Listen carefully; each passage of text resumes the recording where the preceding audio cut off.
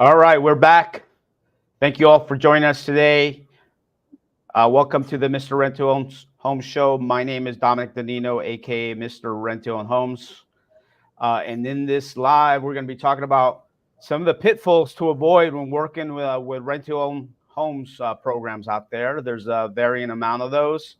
We'll talk about ours, but then we'll talk about some of the ones that we've seen out there and what to look out for. So I am joined by James Brown today. James Brown, real estate agent, investor in Colorado. So welcome back, James. Thank you. Cool. So let's dive into this topic, right? So some of the pitfalls on rent-to-own programs out there. There's a lot of mom and pop shops, and then there are some of the bigger players out there too that have been around a little bit.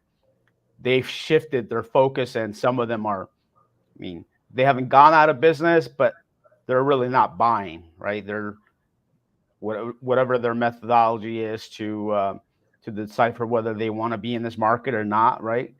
Kind of, to me, they're more like the iBuyers, basically, right? They're really not rent-to-own companies per se. They're more like property asset managers, right? So they're accumulating assets and working and offering them on rent-to-own without a method to get people to the finish line. Right? They're not looking at it from a lender's perspective, or they don't have a vested interest in having the person that comes in on the program to succeed, right? So they don't have a vested interest in them succeeding because they're really not diving very deeply into like, okay, what's it going to take for them to fix up whatever that's keeping them from qualifying for traditional financing, right? So those are the big players. Like I said, just like probably most of the iBuyers basically pulled out of the market. The only one that I've seen doing any transactions is still Open Door. But anyways, you want to speak to that? You want to talk about the small players, or you want to talk about the big players first? They're both factors, yeah. So like small players, that goes even down to individual owners selling on, a rent-to-own program. Not a program, it's just them. They got a contract with the buyer. I get calls from people all the time saying, hey, we want to do that, or we're looking into doing that as a buyer. Mm-hmm. And I say the same thing as I do with somebody asking about the different programs, different companies. Mm-hmm. What we're going to talk about, and you already mentioned, is looking at what they need to do to get financing in the future. That's the key. And so part of that is going through the process with a lender. So I always send people to you because you're a lender, and you take their application and really dig into all of the things that they would need to get a loan. And sometimes they might be able to go ahead and buy because there's a program for them. And that's always the first thing. Rent-to-own is an option. It's always the second or last option or whatever. But yeah, bringing in the lender, whether that's like, I like to work with you because you understand these programs, but any lender, if you say you're an agent and you've got a buyer, let's get them with a lender, whether it's yours or we can work with Dominic. Same if you're a lender like Dominic and you've already taken the application, that's the first step. That's the real big pitfall, is these other companies don't do that. They've got their intake forms and they look at it from their program perspective.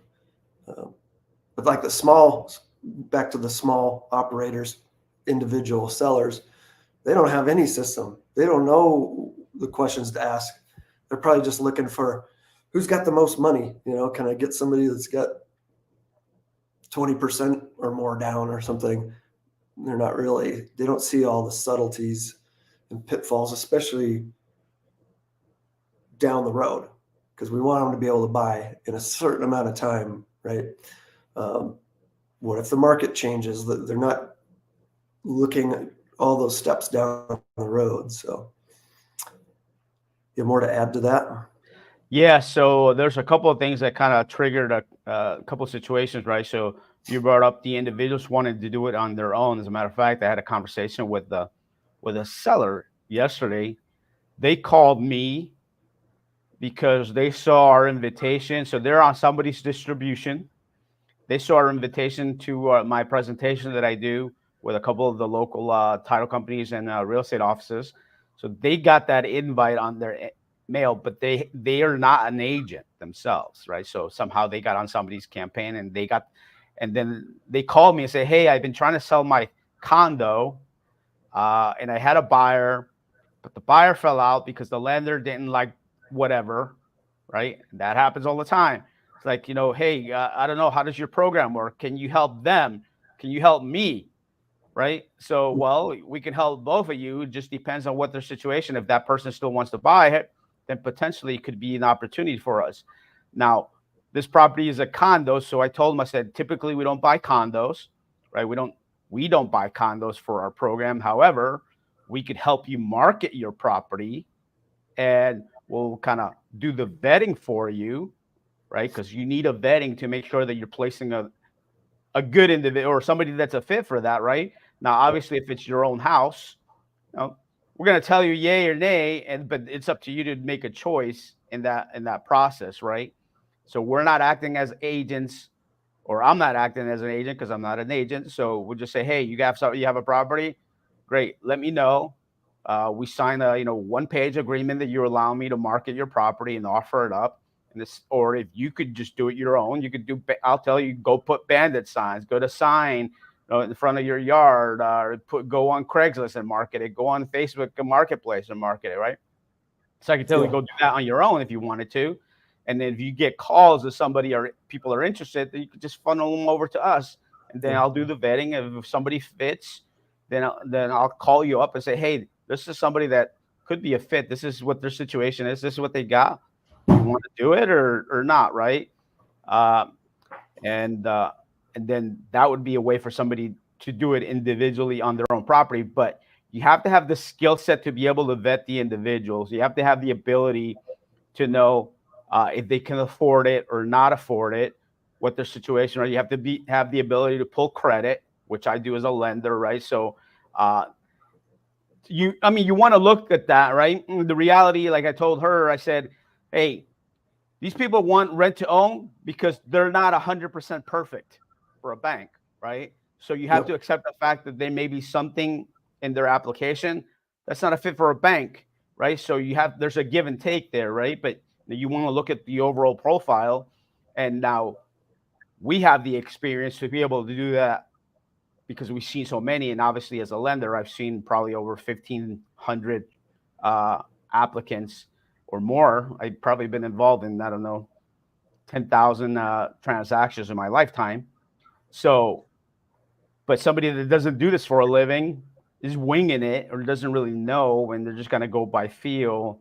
I think that's the biggest aspect of it, because this is why it's one of the pitfalls in it is if you're working with somebody that isn't doing that, then that should be a red flag for you that they're not vested interest in you succeeding or your client succeeding if you're an agent, or they're not experienced enough to know what they're doing, and they don't have the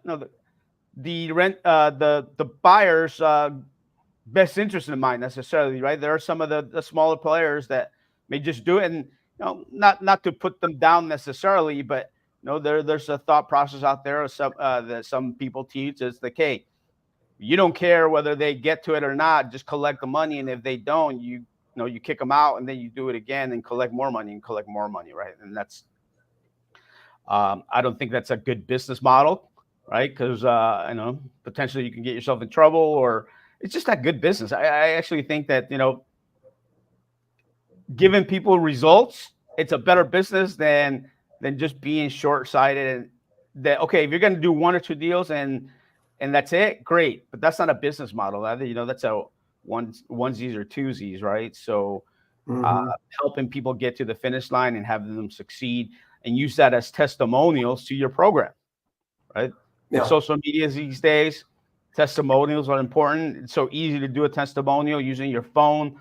20 seconds, 30 seconds. Hey, how did it go? You got the key. You were told no by the lender, and now you're into the house. How are you feeling about it, and so forth, right? So use that as a marketing tool for agents, and that's the way we market it as well. So having the success track and a method is really what a sustainable business is, right? So if you run into somebody that really isn't asking these questions, or they don't care, or they don't even know that to ask these questions, then that could potentially be a red flag for you, that they're not quite up to speed per se, right? So anyway, so my conversation with this individual was, yeah, we could potentially help you in finding somebody. We may not be the ones that buy this property because, like I said, it doesn't fit our property box per se, right? And we've talked about this before. What are the eligible properties? What are the right types of properties that fit into our program? And we have varying criteria. And as the market shifts, right, we could adjust, add more types, or reduce the types too, right? Because we're seeing something in the market, oversaturation, right? I just spoke about condos and some of the, and down in Florida, there are condo issues happening right now with insurance and the new laws that they enter into effect, and the market down there for condos is really soft. A lot of condos are up for sale because of these reasons. People are trying to get out, right? So that's not necessarily a property that we want to be owning at this moment, not down there, right? So these are things that are fluctuating with the market and being on top of it, right? And if you're a single individual that just doing this for one time, you're really not. You really don't. They have a pulse of what's going on in the market, like professionals like us that are doing this every day. So that's why it's important to work with people like us. So that's one situation that I had come up, and then I talked to an agent earlier today, and he was asking me about an individual client, right? And the first thing I asked him was like, why do they think they need rent to own, right? He's like, I don't know. I think they qualify. Like, well, then yeah, that should be your plan A for us. Our program isn't. Let me just kind of put my toes in the water, see if it's warm, if I like it, or if in 6 months I don't like it, then I'm out. No, this isn't it. This isn't the program, right? We want people that want the property, want to live there. They're committed to at least maybe a 5 to 7 year timeline. It's the right location, right school district. The spouse likes it, the dog like it, the kids like it, right? So it's for homeowners, right? It's not for that's why it's rent to own, not rent to rent, right? We're not looking for tenants. This is not a tenant program. There's apartments.com for that, right? Yeah. This isn't it. Not tire kicker renters. And we can be selective because we don't have to. Everybody doesn't have to meet our criteria per se. Now we're flexible for the people that actually are committed and want to and are going to have skin in the game, and they're going to do the work that is going to require for them to kind of clean up whatever that's keeping them from getting qualified today. You mentioned the condos. I'm helping a seller with the same exact situation. Got a condo, it's not moving. They'd like to sell it actually on seller financing, which is rent owns a form of that.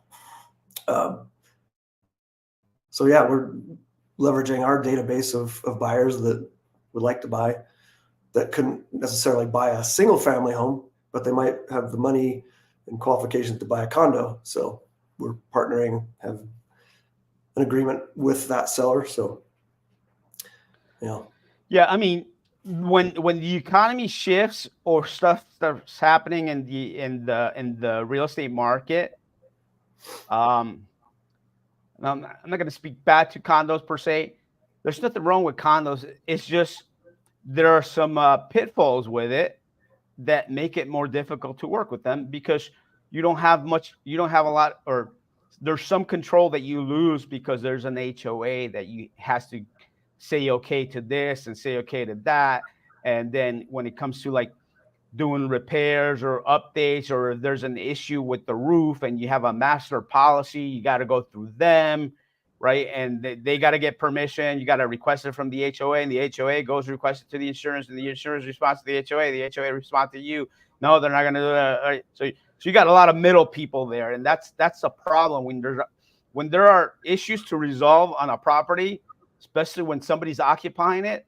Having a additional middle person like an HOA or property HOA management company, that person, we see it all the times because I've owned condos too, right? You have somebody, they have a property management company, and the property management or the HOA management company, they change.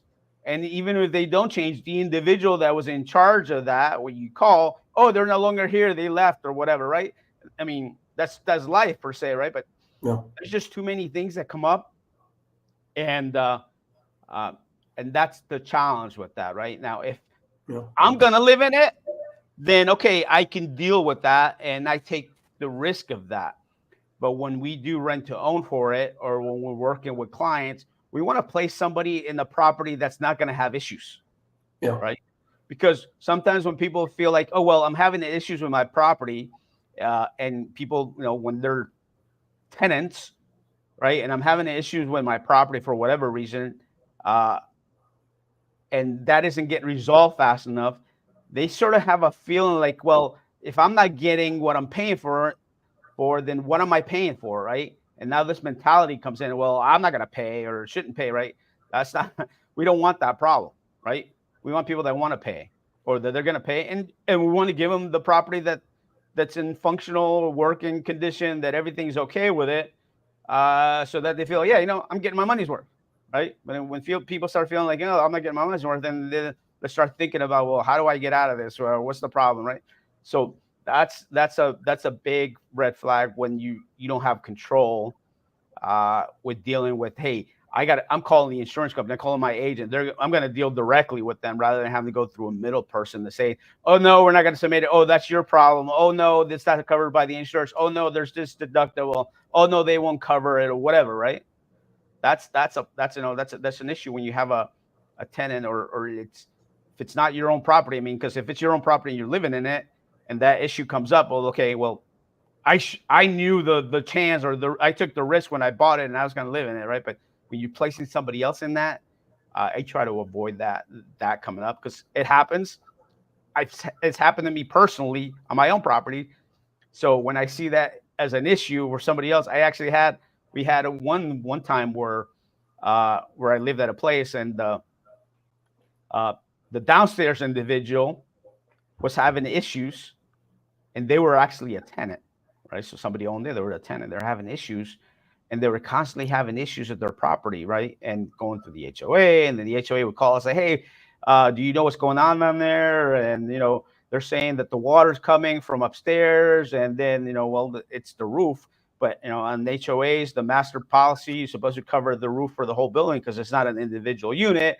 So you got all these things like, well, you're more than welcome to go up to the roof and check it out, or whatever it is, right? So I've seen it firsthand. So that's why I'm very cautious when it comes to that, because there's a lot, that's kind of stuff beyond our control we're trying to manage. So so that's generally why condos aren't a great option for us.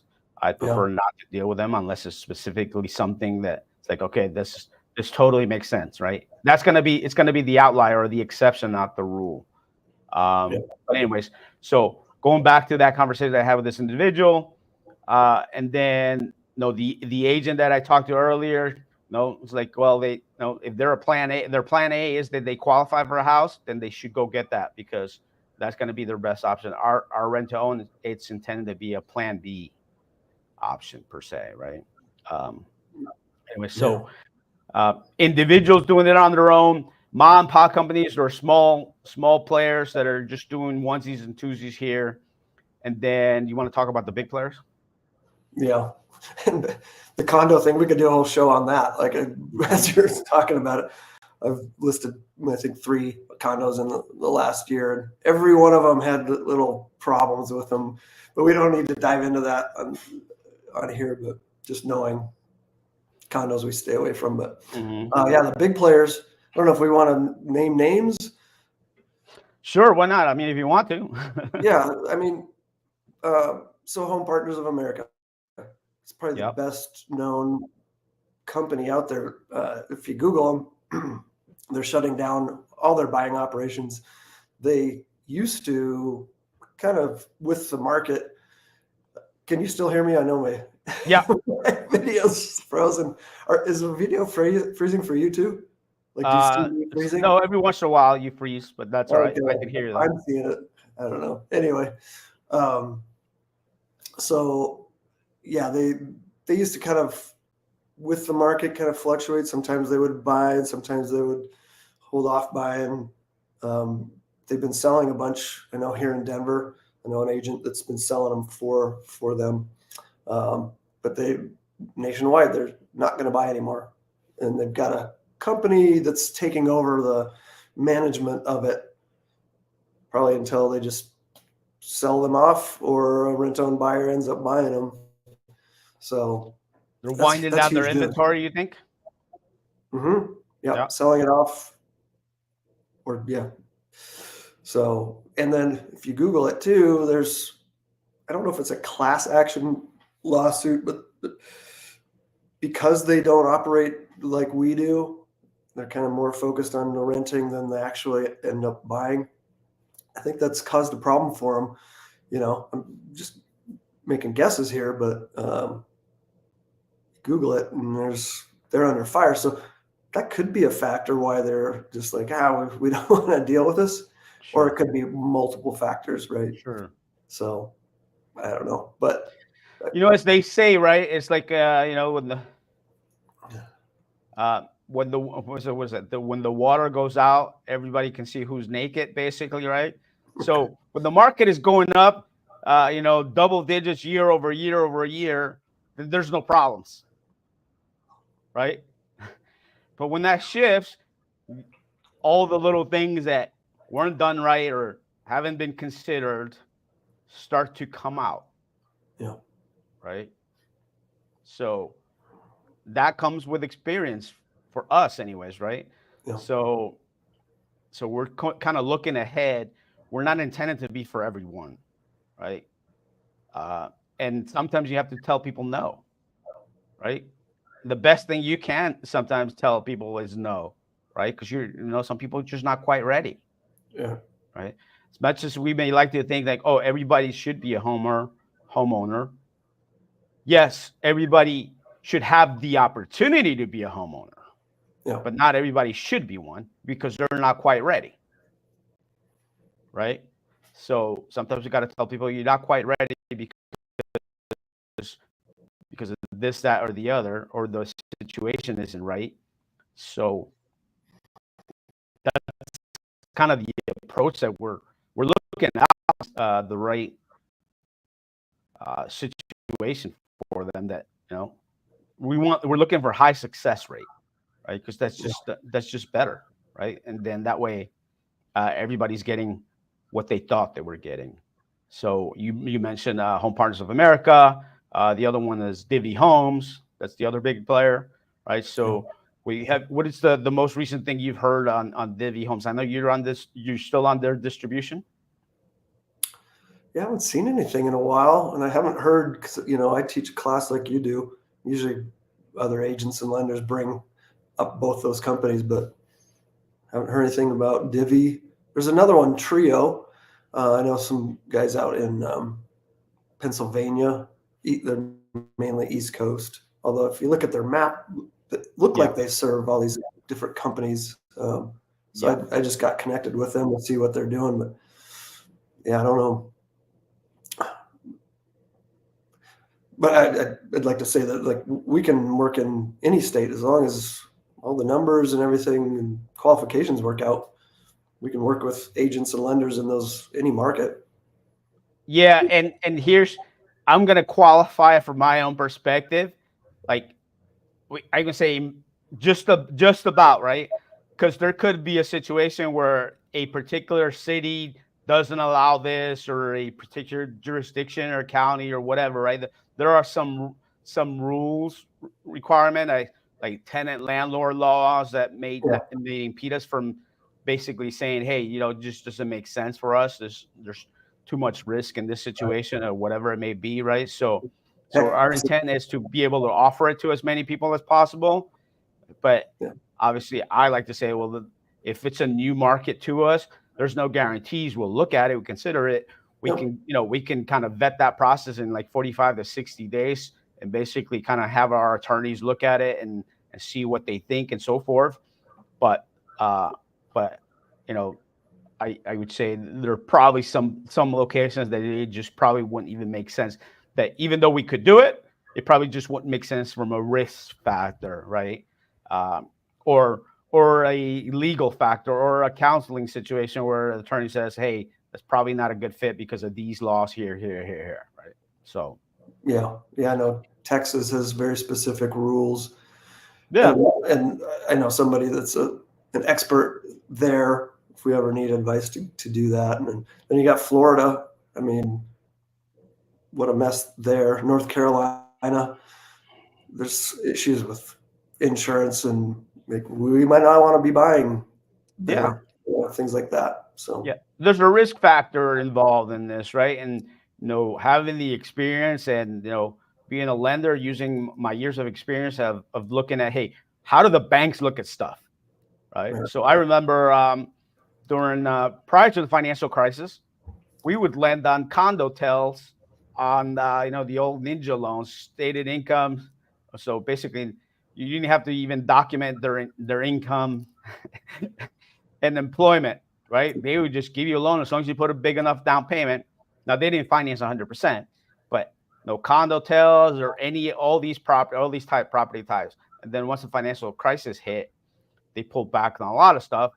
As a matter of fact, I am waiting for them to start telling people, hey, we're going to adjust our level of risk on condos in Florida. Because that was one of the things that happened in 2008 is where you typically could get, let's say on an FHA or a conventional loan, you could go 95%, or only 5% down on a conventional loan. But they had restrictions on condos. When on condos, they would restrict either 10, 15, or say, hey, the max we will finance in Florida on a condo is 80%. Even though the conventional guidelines say you can go up to 95, they would overlay these rules on them and say, hey, there's too many issues going on there. We're going to lower our risk and we're going to limit it or just not do any at all. There were some lenders that would just say no condos in Florida, period. Right. So that dilutes the market. I mean, the access to lending is so important. People don't even realize it. Right. Because when you got to exit for whatever reason, or you want to exit, and if there isn't financing for that property, because majority of people don't pay 100% cash for properties. Right? They need financing. They need the government-backed financing that's available, which does almost like 80% of the transactions or financing for home ownership has to be available for that, right? And we apply some of those rules to our program, basically saying, hey, is your exit going to meet that criteria on something that's available? Because when things like this start to shift, private lenders start pulling out. Jumbo lenders start pulling out, right? When I say jumbo, for people that do not know what that means, is there are certain limits that conventional FHA will go in a particular location up to a certain amount. Anything above that, they will not buy that loan. You have to go to an investor or a jumbo lender that has investors that will buy at the higher ends, right? So you can't do an FHA loan for $3 million, right? You can't do an FHA for $2 million. Right, the highest amount you can go in FHA right now, I think it's 1.2. It's going to go up to 1.2 for 2025. Now that seems high in a lot of areas, but that's not in every area. There are specific locations where they will go up to that amount, right? And what we call the high cost areas, right? So let's see, the San Francisco area, LA, right? Northern Jersey, New York, right? So there are some high cost areas that they will finance higher, right? So that's, I mean, you can get that, and you can't go that high in Phoenix. You can't go that high in Denver, or you can't go that high in Dallas. You can't. So there are limitations as to how high you could go, both on conventional conforming, what we call conforming, and then FHA limits, right? Anything above that is considered jumbo. And that's a different kind of individual or different kind of investor that finances those, and those guys can pull in, pull out, right? They can come and go as the market is shifting. That's Wall Street money, as I call it, right? So they can adjust and pivot as they want. Yeah. So yeah. Anyways, Divvy Homes, from the latest that I've heard, is that they're not buying in all the markets that they used to buy, and the ones that they're still remaining in. They're offering 10 to 50% below asking price, right? So they're hoping to hit 1 in 10, right? So no, they're mitigating their risk, because for whatever reason they think that the market is flat and not going to continue going up, or not to go up as fast as they thought. So, and they probably are carrying out big inventory, so they're trying to wind that down to lower their risk. And at some point in time, the market may shift and then it'll come back in full force. But generally, right now, I mean, they're not out of business and they're buying very little. Just like Zillow stopped buying, just like OfferPad stopped buying, right? All the iBuyers. I don't think even Open Door is buying. I know that I see some inventory that they have that they're selling, but I don't think they're buying right now. Anyways, I haven't gotten any offers from them on any of my listings recently. OfferPad seems to be paying the most, and we're actively making offers. But yeah. Anyways, any final thoughts on this, on the pitfalls to avoid working with other rent-to-own homes companies and other programs out there? Yeah, I mean, one of the things that we're having to deal with right now is that purchase price in the future. What is that number, and will it appraise, right? So, and that kind of goes back to, like, Home Partners and Divvy are offering really low, and I don't know what kind of spread they're building in, for that future price, but we always have to kind of keep in mind. Yeah. That they have to appraise in that timeline that we've given them. And I'll put a pin on this too. So, we set that price. We've got to give them enough time. That's one thing. We want to make sure that it's going to, we don't know where the market's going.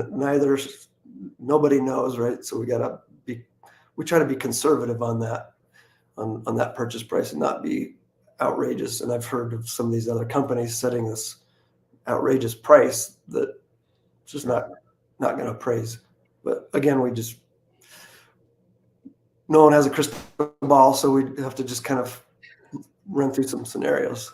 Yeah, I think, though, the fact that we buffer in a 10%, right, basically entry fee or down payment, basically, or option fee, that gives us, I think that's what keeps us out of trouble, being able to buffer in that 10%. Because let's say somebody buys at 400 and it stays flat, 400. They can always go to a lender and say, hey, I bought a house for 400. I put 10% down. I can get financing on the difference, right? And the likelihood that the values have gone down 10%, I think the only market that probably has gone down something anywhere near that is Austin. I think they're down 8.9 from the top, after having gone up like 50% over 3 years. But yeah, okay. Right? But if you were the last person, the musical chairs, right? Let's say the last person getting in at the very top, right? Let's say you put 10% down, right? Your equity to value now, let's say it went down 8.9%.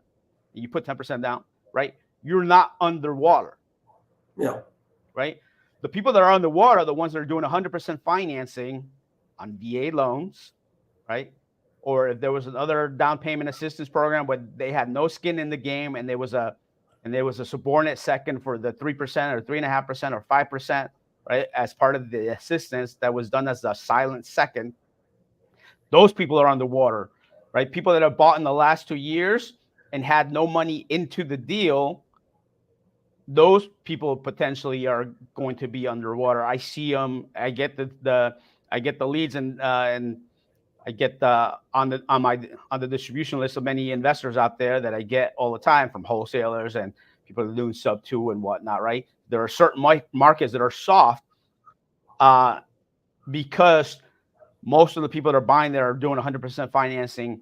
Unfortunately, people near military locations, cities, the towns near military locations are having that issue because somebody is a military, you can do 100% financing. There's no putting no money in the game. But if you got to go in a year and you bought in the last 2 years, you've built up no equity and you've paid down very little because on a mortgage, you pay very little principal to pay down your balance. And now on top of that, you got to pay an agent commission, you got to pay for closing costs. You're going to, people are asking for buyers are asking for seller concessions, 3%, 2%, whatever it is to contribute to their closing costs, buy out their interest rate or a 2-1 buy down. And there's no buffer in there. Yeah. So where's the money come from? They don't have the money. If they didn't have the money to put it in when they bought it, what makes us think that they're going to have the money if they got to go exit, right? Agent wants to get paid. So those are the areas that are having problems right now. Areas where people got in with no skin in the game or very little skin in the game, and their markets are flat, and they bought in the last 2 years. That's why I think our buffer of 10% with people having skin in the game gives us plenty of room, because under FHA, right, you could refinance at 96.5%. So you only need 3.5% equity in it. So if you bought it at 400, you put 10% down, you can go get a refinance at 97.5. I'm sorry, at 96.5, right? So there's plenty of room. And I think that's what makes the difference, right? I know Divvy Homes, when they were doing, I don't know, I think they were doing like, was it 3 months of rent that they were doing as their down payment requirement or something like that? Either at a 1% down or 2%. They preferred the 2, and then we can get into rent credits, but basically an amount over market rent, say, that's being put away, and it's a forced savings program, but it's not there. Like, we get that money up front, so it's and that works when the market is going up double digits, going up 10%, 12%, 50% year over year. Sure, not a problem, right? But if the market shifts and then you're flat and you buy at the top, what's the buffer, right? What's the buffer, right? So I think our 10% buffer is key to the success of doing this, right? Because let's just take the worst case scenario, right? Worst case scenario, let's say the market drops 10%, which I don't think it would, right? So we'd have to have some black swan event for that to happen, but people still need housing. There's still a shortage of housing. There's still not enough housing being built. So, right, people still need somewhere to live. This isn't crypto, right? It's not crypto. It's not crypto. It's not the stock market where you get the roller coaster ups and downs, right? Real estate moves a lot slower, right? You can't eat crypto. You can't live in crypto. I'm sorry, right?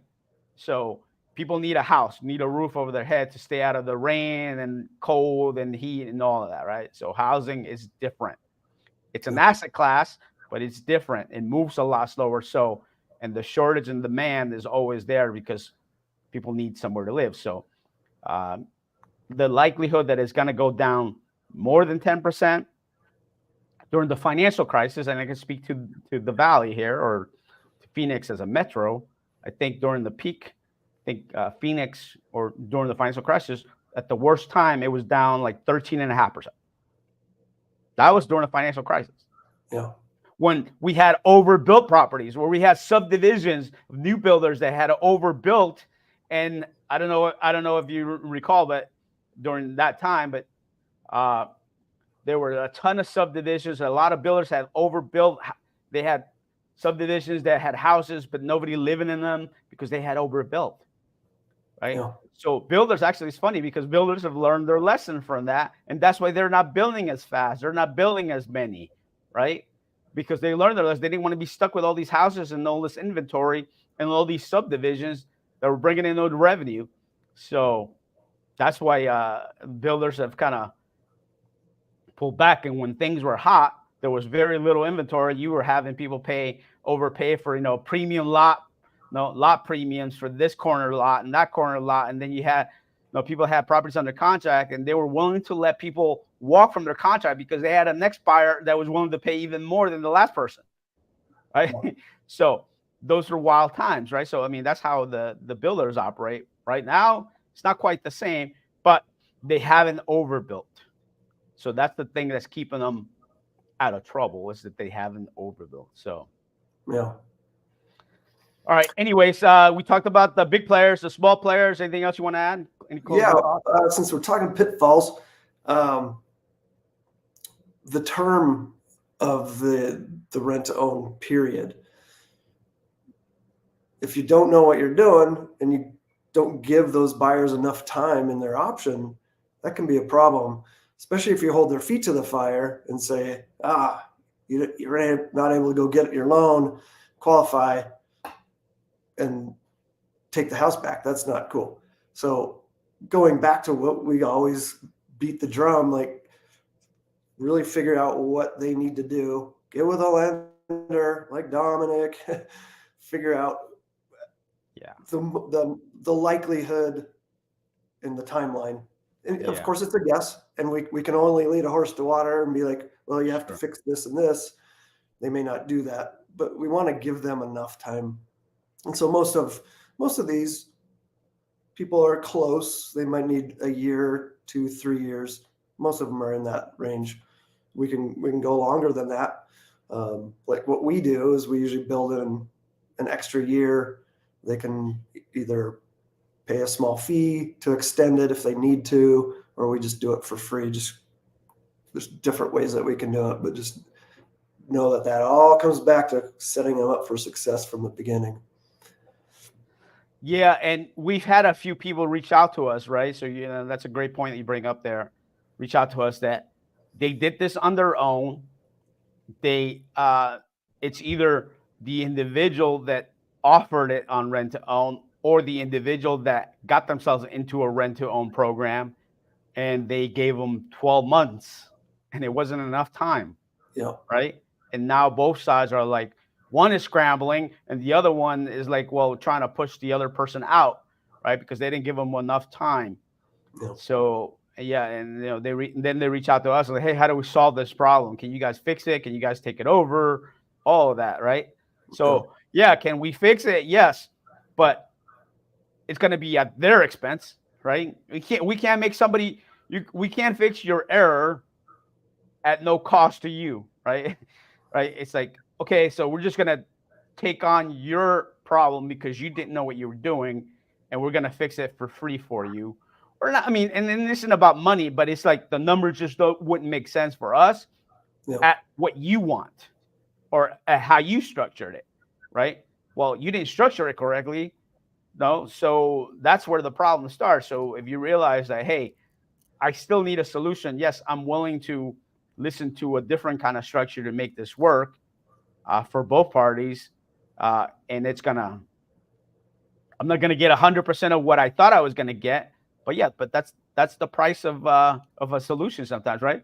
If I let my car drive without oil in it and I burn the engine, well, I can't go to the mechanic and say, hey, can you just solve my problem for free or there's no cost, because just because I want it, right? It's like there's going to be a price to pay for that error. Yeah. So, but we can fix it. You may not like the solution. You may not like the what it looks like for you, because it may not be 100% of what you wanted. But there's a solution to everything. It's just how it's structured and if it's going to work or not work for you. Yep. All right. Any final thoughts before we wrap it up? No, let's wrap it up. Awesome. Well, if people want to get a hold of you, they have a scenario, they need help getting themselves out of a deal that, they didn't structure correctly, or somebody, agent or lender, has a client that could be a fit for a rent-to-own program, or ask you a question. I'm like, hey, I'm thinking of getting myself into a rent-to-own program with this individual or this company. What do you think about it? How can they get a hold of you? Yeah, go to linktree.com/partner with James Brown. I got a bunch of links there. Awesome. A lot of ways Yep. to connect. Yeah. Get a hold of James, or you can get a hold of me. I'm on Instagram and TikTok and on my YouTube channel as Mr. Rent-to-Own Homes, or you can go to our website, www.rent2ownhomesus.com. On the homepage, there's a video explainer of how our rent-to-own program works. And if you want to put in your info, we can schedule a time to kind of reach out and talk to you. Or in my bio, there's my contact info. You can reach out by email or my phone number, and then we can set up a call, talk about your scenario or about your client scenario and how our program may be a fit. And also, tomorrow and next Friday, we're having a rent-to-own presentation at a couple of our local title companies. The presentation is for agents and lenders. It's not for individual clients that want to be a rent-to-own individual, because the presentation topics are geared towards agents, right? So it doesn't make sense for individual buyers to be on that, but it's geared towards agents and lenders, how it works when we work with them.